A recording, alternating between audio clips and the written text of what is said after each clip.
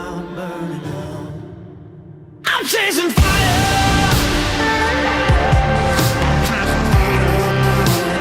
and I'm never burning out. So I've been wanting to get together and actually do a tutorial video. It's been a while since I've done anything on YouTube or just really any video like this in general. I think the last one I did was Instagram and Instagram stories. So now I just want to dive a little bit deeper into the editing post-production process. I have several things that I've written out that I want to kind of go over, from coloring to just really basic tips and tricks on really how to speed up your workflow. The great thing about editing is there's no right or wrong way. There's just a way that kind of fits you. And so that's exactly what I'm going to show right now, is just what has helped me over the years when it comes to editing. It's nothing that's too advanced, but just something that's very basic that's going to help speed up your process.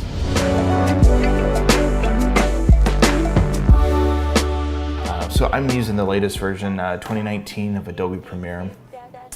Whenever you open it up, it's going to look a lot like this. So you have your tabs up here: editing, color, effects, audio. I really just tend to focus on editing and color. And for this demonstration, this is going to be just the editing. So we're just going to show a few hotkeys of what I like to do to make my edits go a little bit quicker, especially during a long drawn out interview.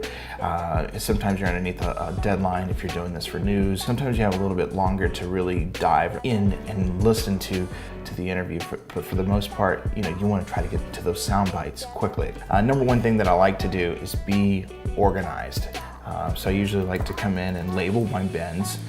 You can create new bins right here, or you can right click new bin. So I usually like to start off with 3 bins. So I have a footage bin, I have a music bin, and I have one that's called SEQ for sequence. All right, we'll open up the footage. I already have 2 clips from an interview set aside that I will put in there. So we'll go over to the sequence tab. I like to add a new sequence. There's a couple different ways, same thing as adding a bin. You can right click, new item, sequence, or down here there's a little page peel for a new item, and you can add the sequence. 24 frames a second, we'll title this edit. So TV typically is 30 frames a second, 29.97. For web, everything I do 24 frames or 23.97 frames a second. That's what I shoot at. TV, I upconvert to 29.97 to kind of give it that natural film cinematic look.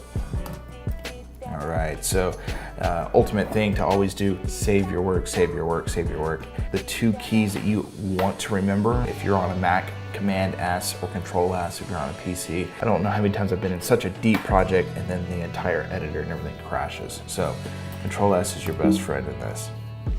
All right, so we'll bring up the footage folder bin. So these are, like I said, a few different clips that I shot recently. So we'll just work out of this clip right now, just for these tips and tricks. All right, so the keys you want to remember, first of all, are J and L. J is to rewind, L is to fast forward. So these are just quick hot keys that you can get to get to that shot. So if you click it once, it's to play it, that's L. You click it twice, it's double speed, and then again, it's triple the speed. Same thing with J. This is to go backwards, this is playing backwards, regular speed, double speed, and one more click would be triple the speed. All right, so we'll scroll through and find wherever she's perfectly centered. We'll put I is the next one that you want to remember. I is for the in, and O is for the out point. So now that I have my in and out selected, I can take the clip, drag it onto the timeline, and let it go. And there's my clip. To actually speed up this process, what I'm going to do is I'm going to delete this and try something a little bit different. I'm going to put the playhead where I want it. I only want video because this is just a portrait shot of her, so I don't need audio or anything. So that's the reason I only have the video selected down here versus having the audio and video both selected. So I'm going to put my playhead where I want it. I make sure I want just the video, and I want it on track 1. So my in and out, I'm going to hit period, and it's gonna pop it right in. So same thing over here. I'm gonna find another one, in, out, boom, period, drop it down. So boom, I have 2 clips. So with these clips, now I'm gonna zoom in with the plus on my timeline. Over here, off to the side, I'm going to double click to expand that so I can see the beginning frame of these two clips. So I shoot everything in 4K. 4K gives me the ability during interviews to push in and push out without losing any quality. So in this shot, what I'm gonna do is I'm gonna push in a little bit because I'll have a little bit of black over here from the backdrop. So I like to go to Effects Control right here at the top, and I will select Motion. That will pop up these little brackets right here onto the side of the video. This is basically showing when the video stops and when it starts for the size. I will zoom in just a bit to right about there. This gives me the ability to bypass this and this black over here off to the side and just be able to center her right where I want the clip. Command S to save. So the next shot is, I'm gonna do a little bit tighter on this one. So Motion, I'm really gonna zoom in right there.